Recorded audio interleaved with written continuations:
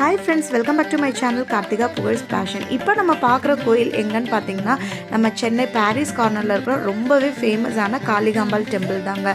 இங்கே தெய்வமாக வீற்றிருக்கிறது யாருன்னு பார்த்தீங்கன்னா பார்வதி தேவியோட வடிவமான காளிகாம்பாலும் சிவனும் தாங்க இங்கே தெய்வமாக இருக்கிறாங்க.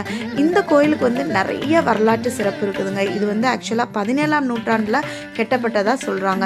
அது மட்டும் இல்லாமல் 1677 மராத்திய மன்னரான சத்ரபதி சிவாஜி சென்னையை முற்றுகையிட வரும்போது இங்கே வந்து வேணுனதாகவும் ஒரு பெரிய ஹிஸ்டரியே இருக்குதுங்க.